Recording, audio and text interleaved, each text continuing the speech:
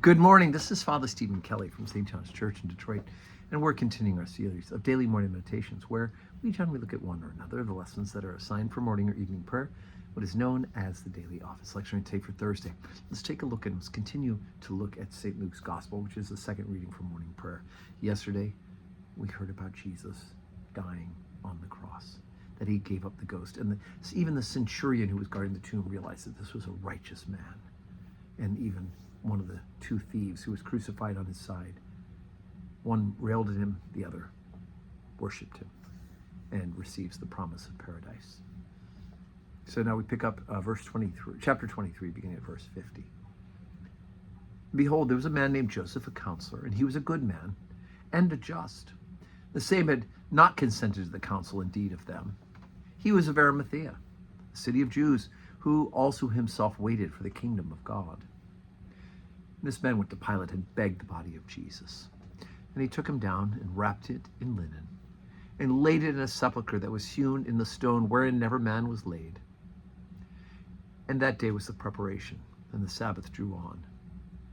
And the women also, which came with him from Galilee, followed after and beheld the sepulchre and how the body was laid. And they returned and prepared spices and ointments and rested the Sabbath day according to the commandment.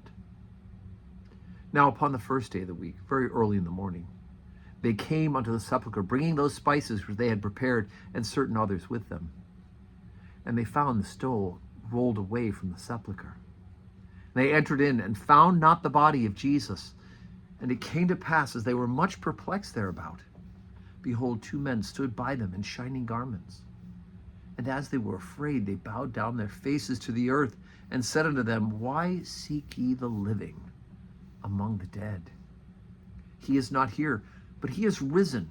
Remember how he spake unto you when he was yet in Galilee, saying, The Son of Man must be delivered into the hands of sinful men and be crucified, and the third day rise again. And they remembered his words, and returned from the sepulchre, and told all these things unto the 11 and to the rest. And it was Mary Magdalene and Joanna and Mary the mother of James and the other women that were with them, which told these things unto the apostles. And their words seemed to them as idle tales, and they believed them not.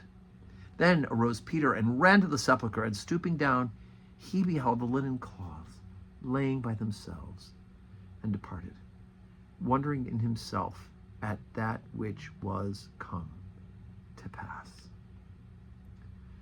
So here we have the story of the burial of Jesus and Joseph of Arimathea.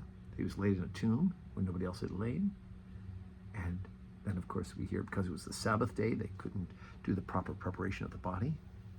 So they come back on the third day when the Sabbath is over, and lo and behold, he's risen. He is risen indeed.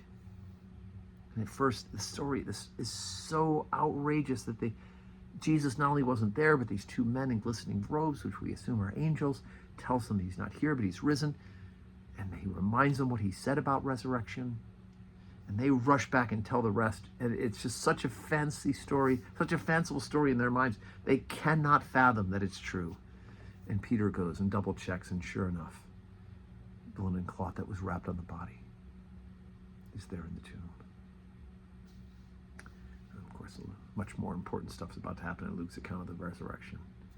But we'll have to do that tomorrow for Friday. Today, Thursday, we have our 10:30 Holy Communion service with the service of benediction afterwards, and 4 o'clock evening prayer. I hope you can join us, worship with us. If not in person, on this live stream, and may God grant us all a Thursday that's full